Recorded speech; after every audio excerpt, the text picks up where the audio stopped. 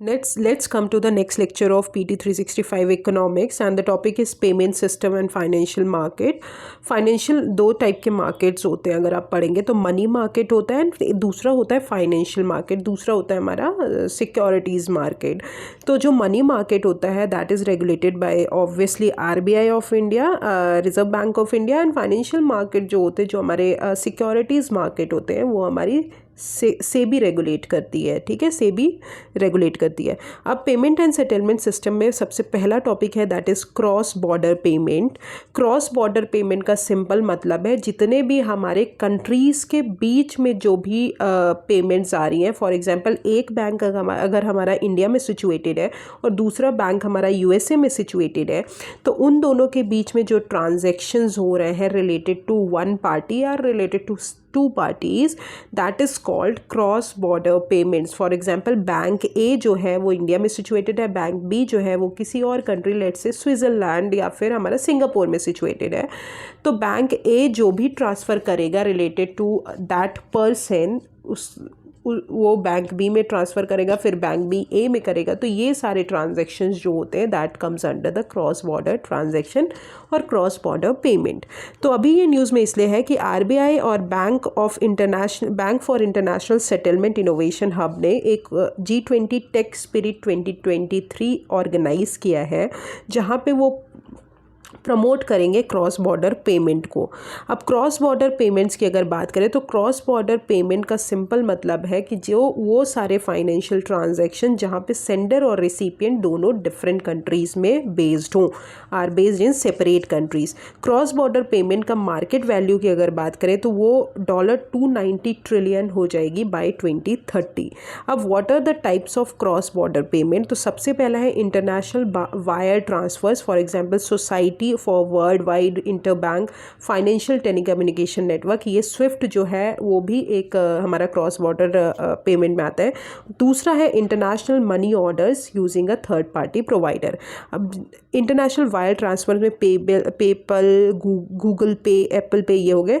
और अदर्स की अगर बात करें तो like credit card transaction and crypto currency international money orders में आते हैं। अब what is the mechanism for cross border payment? तो सबसे पहला क्रॉस बॉर्डर पेमेंट सिंपल, दो बैंक्स हैं, दो बैंक्स जो है सेंडर यहाँ से पैसे भेज रहा है, रिसिपिएंट वहाँ पे रिसीव कर रहा है, तो दो बैंक्स हैं अपना पैसा भेज रहे हैं। फॉर एग्जांपल बैंक A है, $100 उन्होंने सेंड किया पेमेंट मैसेज के थ्रू और ये जाके बैंक B में रिसीव हुआ, ठीक है, 10,000। तो इंटरनेशनल बैंक जो है अकाउंट एक दूसरे का रखते हैं और बैंक को हेल्प करते हैं कि वो पेमेंट कर पाएँ फॉरेन करेंसी में। Next, cross border payment using a corresponding bank. Corresponding मतलब बैंक A और बैंक B है, अगर उन दोनों के बीच में ज़्यादा कनेक्शन नहीं है तो एक करस्पॉन्डेंट बैंक बनेगा। वो करस्पॉन्डेंट बैंक वो सारी चीज़ों को कन्वर्ट करेगा और बैंक B को देगा। तो बैंक अगर डायरेक्ट रिलेशनशिप में नहीं है तो वो इंटरमीडियरी के थ्रू जो है ट्रांजैक्शन करेंगे, that is correspondent bank. For example यहाँ पे सेंडर $100 भेज रहे हैं, यहाँ पे करस्पॉन्डेंट बैंक है, यहाँ पे करस्पॉन्डेंट बैंक वो सारी चीज़ें चेक करेगा और उसके बाद वो रिसीवर को भेजेगा। तो दैट इज़ कॉल्ड बैंक जो है अगर डायरेक्ट रिलेशनशिप में नहीं है तो करस्पॉन्डेंट बैंक भी यूज़ कर सकते हैं। अब what is the significance of cross border payment? तो सबसे पहला ऑब्वियसली ग्लोबलाइजेशन हमारा बढ़ेगा, क्योंकि कहीं ना कहीं क्रॉस बॉर्डर पेमेंट्स हमारी एक फंडामेंटल एलिमेंट है हमारे ग्लोबलाइजेशन का, पूरे ग्लोबल को कनेक्ट करने का और ग्लोबल मार्केट को हेल्प करने का। फाइनेंशियल इंक्लूजन बढ़ेगा ऑब्वियसली, क्योंकि बैंक में पेमेंट्स कर रहे हो तो फाइनेंशियल इंक्लूजन बढ़ेगा। बहुत सारी अनडिजर्व्ड कम्युनिटीज़ हैं वो भी पार्टिसिपेट कर पाएंगी ग्लोबल इकोनॉमी में। Additional significance for the Indian economy की अगर बात करें तो रेमिटेंसेस बढ़ जाएंगे। फॉर एग्जांपल सिंस 2016 इंडिया का जो क्रॉस बॉर्डर रेमिटेंसेस है वो 8% है। ट्रैवल एंड टूरिज्म हमारा बढ़ जाएगा, contributed to $178 billion to India's GDP। और फॉरेन इन्वेस्टमेंट भी हमारा बढ़ सकता है। फॉर एग्जांपल इंडिया ने अभी टोटल FDI इनफ्लोज रिसीव किया है 2023 में $70.97 बिलियन। अब what are the steps taken in India for strengthening cross border payment? तो पहला है RBI पेमेंट विजन 2025। यहाँ का फोकस एरिया है कि जितने भी क्रॉस बॉर्डर पेमेंट है उसमें हम एस बनाएं, उसको हम ईजिली ट्रांसफ़र कर पाएँ। फिर NPCI इंटरनेशनल पेमेंट लिमिटेड, इसमें भी ये क्या करेगा, क्रॉस बॉर्डर एक्सेप्टेंस जो है यूनिफाइड पेमेंट सिस्टम का, वो उसको UPI का जो है एक्सेप्टेंस बढ़ाएंगे। For example Singapore, UAE, Mauritius, Nepal, Bhutan, इन्होंने एक्सेप्ट कर लिया है यूपीआई। आरबीआई ने ये भी अलाउ किया है कि जितने भी यूपीआई हैं वो फॉरेन नेशनल्स और एनआरआईज को दिए जाएं जो इंडिया आ रहे हैं। और इंडिया और यूएई ने मेमोरेंडम ऑफ अंडरस्टैंडिंग साइन किया है for the use of central bank digital currency. Central bank digital मतलब डिजिटल करेंसी जो है वो सेंट्रल बैंक से बैक्ड है, तो क्रॉस बॉर्डर पेमेंट के लिए आप वो भी यूज़ कर सकते हो। तो this is all about cross border payment. I hope आपको समझ में आ गया होगा। नेक्स्ट आते हैं Security and Exchange Board of India. तो सेबी ने अभी लॉन्च किया है investor risk reduction access platform Bombay Stock Exchange में। अब what is investor risk reduction access platform? तो इन्वेस्टर रिस्क रिडक्शन से ही आपको समझ में आया कि जितना भी risk investor, for example investor कुछ मनी इन्वेस्ट करते हैं अगर हमारी कंट्री में, तो उनके जो है वो मनी डूबे ना, वो पैसा डूबे ना, तो उनके रिस्क को रिड्यूस करने के लिए ये प्लेटफॉर्म लॉन्च किया गया है। तो IRA प्लेटफॉर्म डेवलप किया गया है कि जितने भी इन्वेस्टर रिस्क फेस करते हैं उसको रिड्यूस करना है। किस लिए रिस्क फेस करते हैं? टेक्निकल ग्लिचेस के कारण at the trading members and at both primary side and recovery side, disaster recovery side.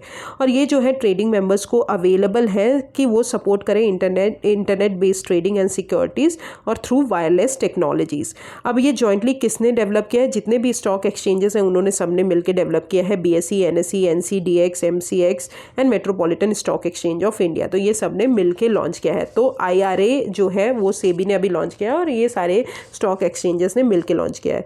अब सेबी के बारे में देख लेते हैं। तो सेबी जो है 1988 में इस्टेब्लिश्ड हुई, बट उसको स्टैट्यूटरी स्टेटस 1992 में दिया गया under the Securities Exchange Board of India Act 1992।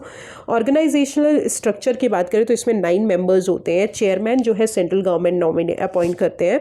4 full time members होते हैं और 4 पार्ट टाइम मेंबर्स होते हैं, जिसमें से एक बोर्ड मेंबर होते हैं जो आरबीआई अपॉइंट करते हैं। बोर्ड मेंबर दो board member ministry of finance और 5 जो मेंबर्स हैं वो सेंट्रल गवर्नमेंट अपॉइंट करती है।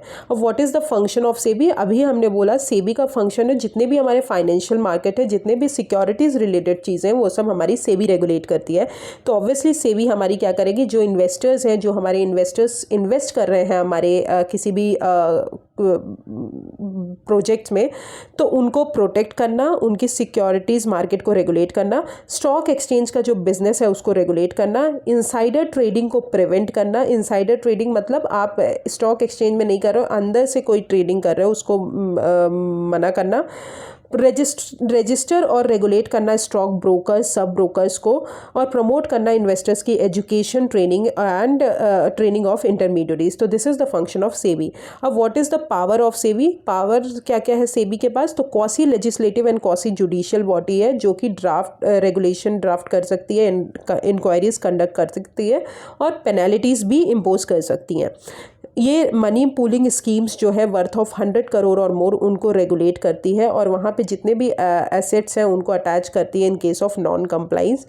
इन्फॉर्मेशन किसी से भी ले सकती है, for example such as telephone call data records from any person और entities in respect to securities. Disciplinary proceeding undertake कर सकती है like imposing fine, barring an entity और person from the market temporary और परमानेंटली, और direction issue कर सकती है किसी भी इंटरमीडियरी के प्रॉपर मैनेजमेंट के लिए और पर्सन जो भी इन्वेस्टर्स हैं। अब what are the recent initiative जो हमारे सेबी ने लॉन्च किया? तो सबसे पहले revise timeline for initial public offering. तो इनिशियल पब्लिक ऑफरिंग का सिंपल मतलब है कि सिक्योरिटीज़ को सेल करना प्राइमरी मार्केट में, मतलब पब्लिक में सेल करना in the primary market. Directly securities को सेल करना किसको? पब्लिक को सेल करना इन प्राइमरी मार्केट। तो IPO का मतलब वो होता है। अब सेबी ने अभी टाइम जो है वो हाफ कर दिया। पहले 6 दिन आप IPO इशू कर सकते, 6 दिन जो है IPO की सिक्योरिटीज़ को सेल कर सकते थे। अब जो है T+3 डेज़ हो गया, तो मतलब सिर्फ 3 डेज़ कर सकते हो। पहले T+6 था, फिर T+3 में आ गए हैं, तो 3 दिन ही कर सकते हो हफ्ते में। नेक्स्ट ये कहीं ना कहीं एज ऑफ डूइंग बिजनेस बढ़ाएगा और ये जो है IPO जो है ये लार्जेस्ट फंड है, सोर्स ऑफ फंड है किसी भी कंपनी के लिए सिक्योरिटी इशू करने के लिए। नेक्स्ट है BRSR core framework, business responsibility and sustainability core report core framework. अभी सेबी ने ये इंट्रोड्यूस किया है कि जितने भी हमारे एनवायरमेंटल सोशल गवर्नेंस है डिस्क्लोजर्स हैं उनको आप डिस्क्लोज करिए। तो एनवायरमेंटल सोशल एंड गवर्नेंस ये क्या है, ये एक फ्रेमवर्क है जहाँ पे स्टेक होल्डर्स को समझना पड़ेगा, स्टेक होल्डर्स को हेल्प करेगा कि कैसे ऑर्गेनाइजेशन अपना एनवायरमेंट, कैसे रिस्क और कैसे अपॉर्चुनिटीज़ को मैनेज करती है related to environment social governance criteria. अब सेबी ने सेबी रेगुलेशन जो रूल था उसको अमेंड किया और बहुत सारे चेंजेस लाए। तो business responsibility and sustainability report core and updated BRSR, तो business responsibility and sustainability report जो है कोर, ये सबसेट है हमारा BRSR का, और वहाँ पे की परफॉर्मेंस इंडिकेटर है जहाँ पे 9 ESG का एट्रीब्यूट्स आते हैं। और सेबी ने डिफाइन किया कि जितने भी एनवायरमेंटल सोशल गवर्नेंस डिस्क्लोजर है स्टैंडर्डाइज मैनर में होना चाहिए लिस्टेड कंपनीज के लिए, जितनी भी हमारी कंपनीज लिस्टेड है। Keeping in view relevance to Indian emerging market context, बहुत सारे new key performance indicator identify किए गए। For example job creation in small town, openness of business, gross wages paid to women. तो ये सारी चीज़ें जो है कहीं ना कहीं हमारी की गई under the BRSR rule.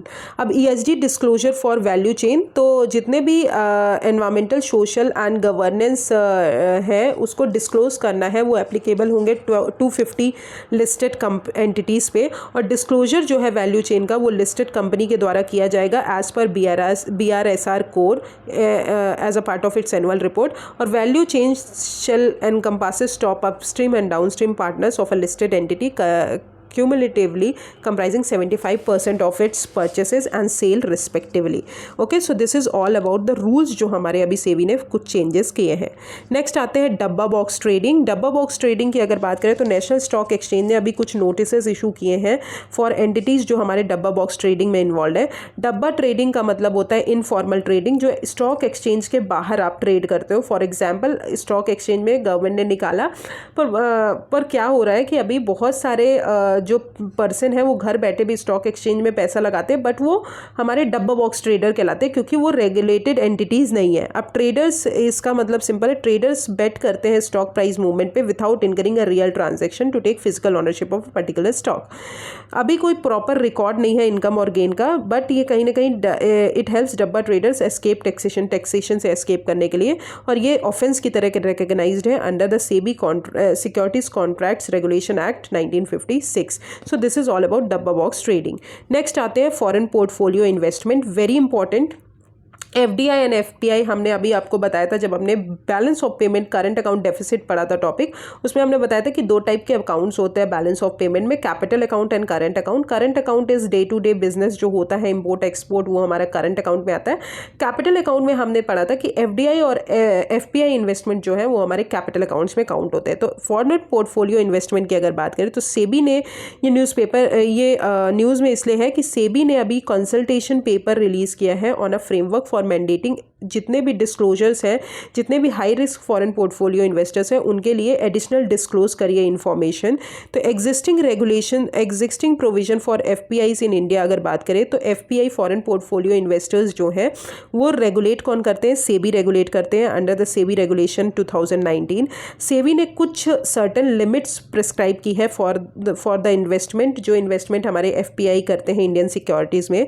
Legislative provisions की बात करें तो फॉरेन एक्सचेंज मैनेजमेंट एक्ट के थ्रू ये लेजिस्लेट होते हैं, और prevention of money laundering act और prevention of money laundering rules, इसमें भी कुछ इनके बारे में एडिशनल लेजिस्लेशंस बनाए गए हैं।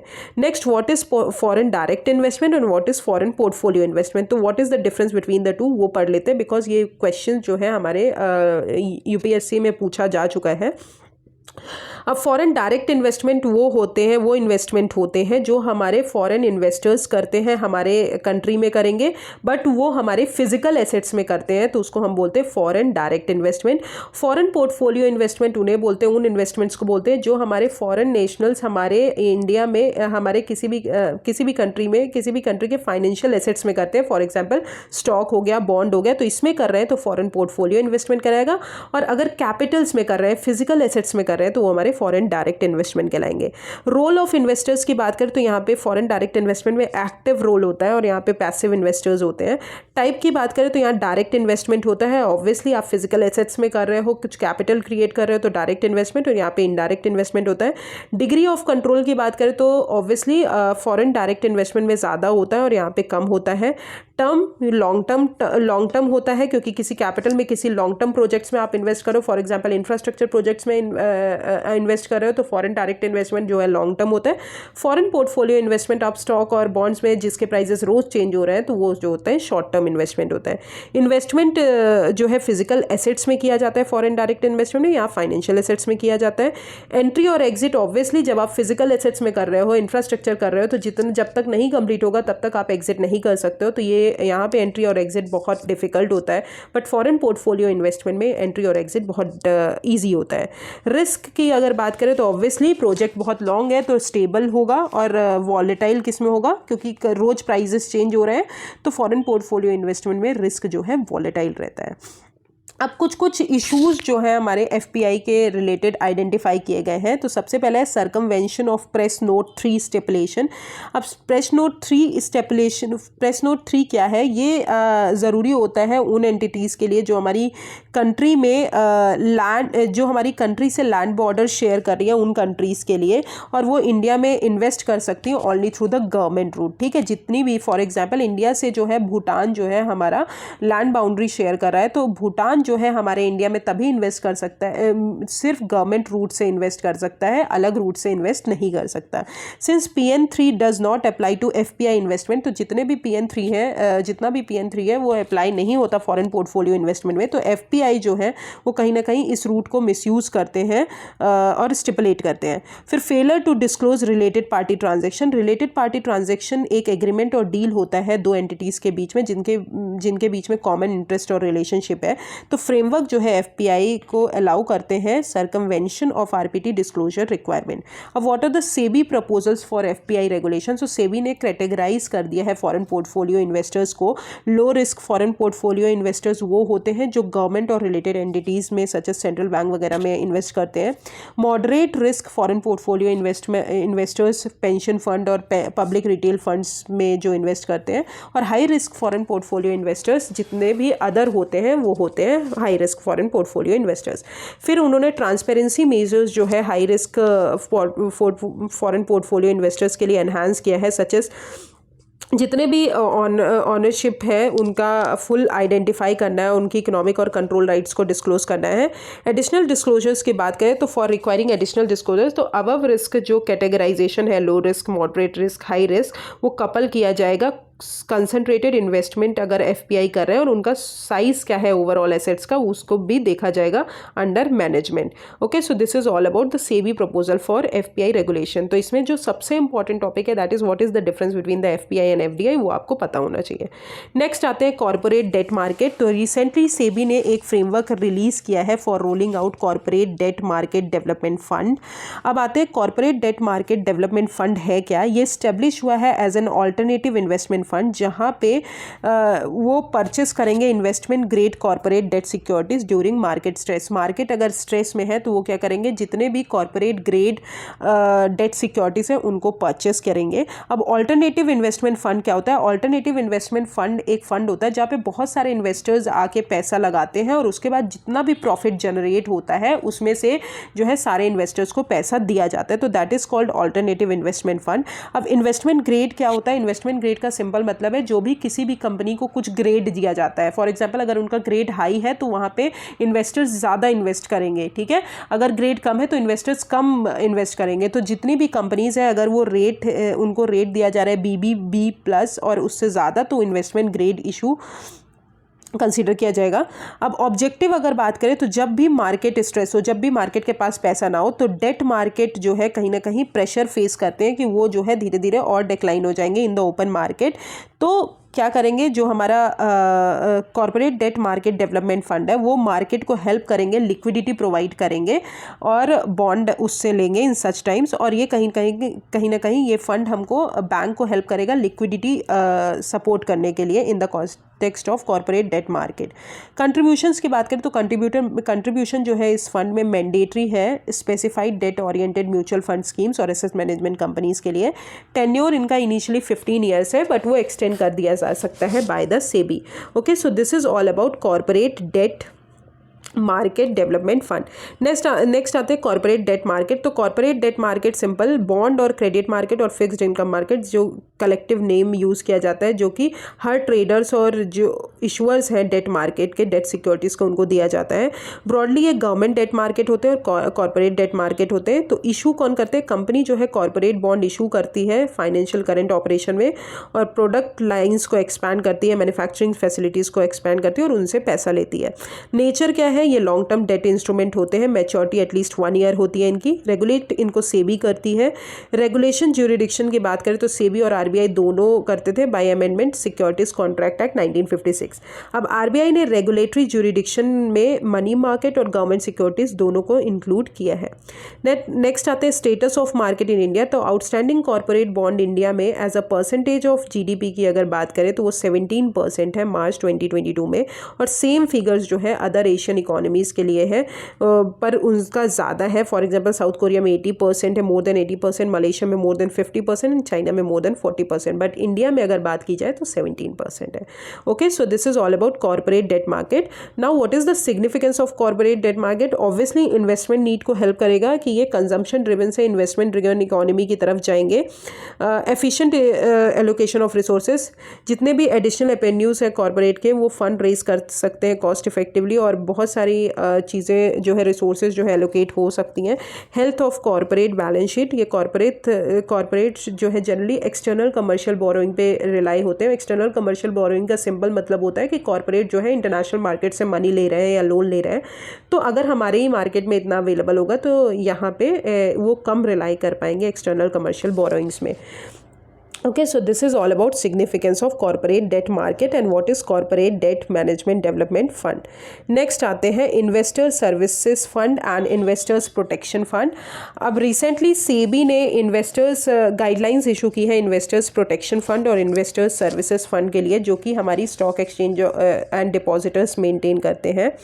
अब investors protection fund होता क्या है? investors protection fund का objective यही है कि जितने भी हमारे participant हैं, जितने भी हमारे investors हैं, उनको प्रोटेक्ट करना रिलेटेड टू रिस्क। अब इसका एस्टेब्लिशमेंट अगर बात करें तो जितने भी स्टॉक एक्सचेंज और डिपॉजिटर्स हैं, जितने भी डिपॉजिटर्स और स्टॉक एक्सचेंज है, उनमें इन्वेस्टर्स प्रोटेक्शन फंड होना ही चाहिए। अब डिपॉजिटरी क्या होती है? डिपॉजिटरी एक फाइनेंशियल इंस्टीट्यूशन या कोई ऑर्गेनाइजेशन होता है, ठीक है। फाइनेंशियल इंस्टीट्यूशन मतलब डिपॉजिटरी बैंक भी हो सकते हैं या कोई कंपनी भी हो सकती है जो डिपॉजिट एक्सेप्ट करती है बिजनेसेस, इंडिविजुअल्स से, और असिस्ट करती है कि आप कैसे फाइनेंशियल इंस्ट्रूमेंट को बाय और सेल कर सकते हो, such as stock and bond. For example demat account जो है इंडिया में ओपन किया जाता है ओनली इन डिपॉजिटर्स। किस डिपॉजिटर्स के पास? सेंट्रल डिपॉजिटरी सर्विसेज लिमिटेड और National Securities Depository Limited. Administration की बात करें तो ये एडमिनिस्टर किया जाता है through separate trust created for this purpose. Fund की बात करें तो स्टॉक एक्सचेंज और डिपॉजिटरी जो है वो इंश्योर करना चाहिए कि वो अपने फंड्स को IPF में सेग्रीगेट करें, और IPF जो है इन्वेस्टर्स प्रोटेक्शन फंड जो है वो इम्यून रहे from any liabilities of the stock exchange और डिपॉजिटरी रेस्पेक्टिवली। रिव्यू की बात करें तो जितने भी स्टॉक एक्सचेंज और डिपॉजिटर्स हैं वो हाफ ईयर रिव्यू करेंगे अपनी चीज़ों का, ठीक है। तो this is all about investors protection fund. अब what are the contribution to IPF investors protection fund में कंट्रीब्यूशन क्या क्या होना चाहिए? तो स्टॉक एक्सचेंजेस की अगर बात करें तो उनको कितना 1% ऑफ लिस्टिंग फ़ी उनको रिसीव की जाएगी। 100% इंटरेस्ट उनको अर्न किया जाएगा अगर 1% सिक्योरिटी डिपॉजिट जो है इशूअर्स कंपनी के द्वारा हुआ जा रहा है at the time of offering of securities. और पेनल्टी जो भी penalty collected from trading market and from listed companies for non compliance with the SEBI regulation, at least 70% जो इंटरेस्ट और इनकम है वो रिसीव किया जाएगा out of investment made from IPF। अब यूटिलाइजेशन इसका किस में होगा? ऑब्वियसली लेजिटिमेट इन्वेस्टमेंट क्लेम करने में होगा और इंटरिम रिलीफ प्रोवाइड करेंगे इन्वेस्टर्स को। नेक्स्ट डिपॉजिटर्स के लिए क्या बोला गया है कि क्या कंट्रीब्यूशन किया जाएगा IPF में? तो 5% जो उनका प्रॉफिट है डिपॉजिटर्स का वो उनको रखना पड़ेगा IPF में। जितने भी फाइन्स एंड पेनल्टीज है from the depository participants and other members on interest और इनकम जो भी आप रिसीव कर पा रहे हो आउट ऑफ इन्वेस्टमेंट। अब व्हाट आर द यूटिलाइजेशन, तो इन्वेस्टर्स के एजुकेशन और इन्वेस्टर्स के अवेयरनेस प्रोग्राम के लिए आप यूज़ करेंगे और लेजिटिमेट क्लेम कर पाएंगे बेनिफिशियल ऑनर्स के लिए। So this is all about contribution to IPF and utilisation of IPF। Next आते हैं investor service fund. Investor service fund, investor protection fund, investor को प्रोटेक्ट करना। इन्वेस्टर सर्विस फंड, जितने भी इन्वेस्टर्स हैं जो इन्वेस्ट कर रहे हैं हमारे उसमें, तो उनको जो है अवेयरनेस प्रोग्राम, उनको सर्विसेज प्रोवाइड करना, तो that is called investor services fund. Funding की बात करें तो एटलीस्ट 20% जो लिस्टिंग फी है वो रिसीव करना चाहिए for ISF for providing services to the investing people. Supervision की बात करें तो रेगुलेटरी ओवरसाइट कमिटी है वो सुपरवाइज करेगी, और रेगुलेटरी ओवरसाइट कमिटी में 7 committees, one of the 7 committees है फॉर मार्केट इंफ्रास्ट्रक्चर इंस्टीट्यूशन, जो हमारी सेबी ने, जो हमारी स्टॉक एक्सचेंज रेगुलेशन 2018 ने स्पेसिफाई किया था। अब जो मार्केट इंफ्रास्ट्रक्चर इंस्टीट्यूशन है वो एक फाइनेंशियल एंटिटीज़ हैं जो हमारे इंफ्रास्ट्रक्चर, एसेंशियल इंफ्रास्ट्रक्चर है उसको प्रोवाइड करेंगी फॉर डेली ऑपरेशन, जो हमारे कैपिटल मार्केट और स्टॉक मार्केट से रिलेटेड है उनके लिए। अब यूटिलाइजेशन जो है ISF का ऑफ स्टॉक एक्सचेंज, तो प्रमोशन करना है ऑफ इन्वेस्टर्स एजुकेशन और इन्वेस्टर्स अवेयरनेस। एटलीस्ट 50% जो कॉर्पस है वो टायर 2 और टायर 3 सिटीज़ में होना चाहिए, और ट्रेनिंग जो है आर्बिट्रेटर्स का वो बहुत अच्छे से होना चाहिए। अब जितने भी अनयूटिलाइज्ड इन्वेस्टर प्रोटेक्शन फंड है और ISF है वो हमारा कहाँ जाएंगे, investors protection and education fund में जाएगा, जो कि सेबी रेगुलेट करती है। तो जितना भी अनयूटिलाइज फंड है वो हमको IPEF में भेजना पड़ेगा। अब investors protection and education fund क्या है, ये इस्टेब्लिश किया था सेबी ने इन 2007 और रेगुलेट करती है अंडर द सेबी रेगुलेशन 2009। ये यूटिलाइज किया जाएगा कि जितने भी इन्वेस्टर्स हैं और इन्वेस्टर्स का एजुकेशन और अवेयरनेस है उसको प्रोटेक्ट करने के लिए और उसको प्रमोट करने के लिए ये फंड किया जाएगा। फंड किया जाएगा। फंड कौन करेंगे, सेबी करेंगे, और ग्रांट और डोनेशन सेंट्रल गवर्नमेंट भी दे सकती है, ठीक है, सेंट्रल और स्टेट गवर्नमेंट। सिक्योरिटी डिपॉजिट और अमाउंट जो IPF और ISF में होगा of the recognised stock exchanges, यहाँ से जो है ये इसमें फंड आता है। So this is all about investors protection fund और इन्वेस्टर्स सर्विसेज फंड। नेक्स्ट आते हैं सोशल स्टॉक एक्सचेंज। तो अभी सेबी ने कुछ फ्लेक्सिबिलिटी प्रोवाइड की है for the framework related to social stock exchange. Social stock exchange होता क्या है, सोशल स्टॉक एक्सचेंज एक सेगमेंट है एग्जिस्टिंग स्टॉक एक्सचेंज का, जो हमारे सोशल एंटरप्राइजेस को हेल्प करेंगे। फॉर एग्जांपल सच एज जितने भी हमारे NPOs हैं उन सबको हेल्प करेंगे, NPOs और foreign portfolio for profit enterprises हैं उन सबको, कि वो फंड रेज कर सकते हैं पब्लिक से और वो सोशल एंटरप्राइजेस को हेल्प कर सकते हैं।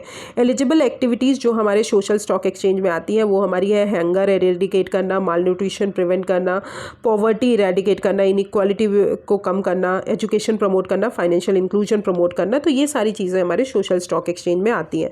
अब व्हाट आर द फ्रेमवर्क, क्या क्या फ्रेमवर्क में चेंज किए हैं, तो फ्लेक्सिबिलिटीज़ हाईलाइटेड दैट फंडिंग जो है वो 2 चीज़ों से होगी। इशुएंस पहले आपको इशू करना पड़ेगा 0 कूपन 0 प्रिंसिपल बॉन्ड, और डोनेशन थ्रू म्यूचुअल फंड्स करना पड़ेगा फॉर NPOs। अब 0 कूपन 0 प्रिंसिपल जो है वो सिर्फ NPO को इशू किया जाएगा जो भी हमारे रजिस्टर्ड है सोशल स्टॉक एक्सचेंज में, और ये ना तो इंटरेस्ट ऑफर करेंगे ना तो रिटर्न ऑफर करेंगे प्रिंसिपल्स में। इशुएंस जो है इक्विटी और डेट इंस्ट्रूमेंट का for FPEs for profit enterprises के लिए किया जाएगा। अब व्हाट आर द एंटिटीज़ जो हमारे सोशल एंटरप्राइजेस के लिए एलिजिबल नहीं है, वो है कॉर्पोरेट फंड्स, पॉलिटिकल और रिलीजियस ऑर्गेनाइजेशन, प्रोफेशनल और ट्रेड एसोसिएशन और इंफ्रास्ट्रक्चर और housing companies except affordable housing, ठीक है। अब एलिजिबल क्राइटेरिया जो है वो रिकॉग्नाइज किया है सोशल एंटरप्राइजेस के लिए। क्या क्या एलिजिबल, रेवेन्यू, वो सोशल एंटरप्राइजेस जिनका रेवेन्यू एटलीस्ट 60% हो लास्ट 3 ईयर्स में ऑफ एवरेज रेवेन्यूज़, वो एलिजिबल एक्टिविटीज़ प्रोवाइड करेंगे to the members of target population. Expenditure की बात करें, वो एंटरप्राइज जिसका 67% हो लास्ट 3 ईयर्स में, वो जो है एलिजिबल एक्टिविटीज़ प्रोवाइड करेंगे to the members of target population. और बेनिफिशरीज वो मेंबर हैं टारगेट पॉपुलेशन के जो एलिजिबल है to constitute at least 67% of immediately preceding 3-year average of total customer base और total number of beneficiaries. Okay, so this is the end of हमारा payment and settlement system. I hope आपको clear हो गया होगा सब कुछ। जो भी नहीं क्लियर हुआ है कमेंट सेक्शन में आप कमेंट करिए। I will start external sector tomorrow because it is a very large topic. Okay, thank you so much. If you have any problem just comment me on the comment section. Thank you.